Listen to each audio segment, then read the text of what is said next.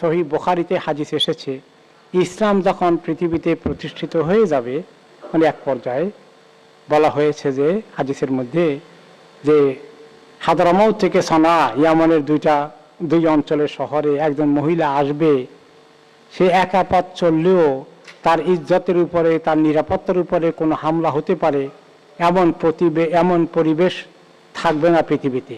ইসলাম যখন কায়েম হবে, কেউ তার কোনো ক্ষতি করার সাহস পাবে না, এত নিরাপত্তা ইসলাম কায়েম হলে আল্লাহ দিবেন। এখান থেকে ইজতিহাদ করে তারা বের করেছে যে নিরাপত্তা থাকলে একজন মহিলার মাহরামের দরকার নাই।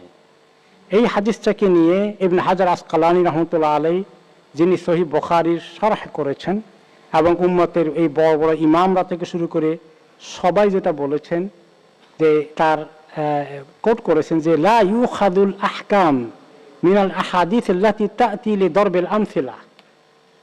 ফাথুল বারীতে বুখারীর কমেন্ট্রি লিখেছেন যিনি ইবনে হাজার আসকালানী, সবচেয়ে বড় ব্যাখ্যা কমেন্ট্রি, তিনি বলেছেন যে ইমামুল হারামিন ইমাম আল জুওয়াইনি রহমতুল্লাহ আলাইহি তিনি বলেছেন, এবং সমস্ত ইমামরা একমত হয়েছেন, যে ওই সমস্ত হাদিস থেকে কোনো ফিকহি রুলিং বের করা যাবে না যেগুলোকে একটা এক্সাম্পল হিসাবে একটা কিছু তুলনা করা হয়েছে।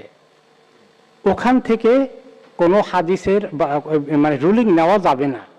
রাসূলুল্লাহ সাল্লাল্লাহু আলাইহি ওয়াসাল্লাম বলেছেন যে মহিলা আল্লাহ এবং আখিরাতে বিশ্বাসী, সে যেন বিনা মাহরামে সফর না করে।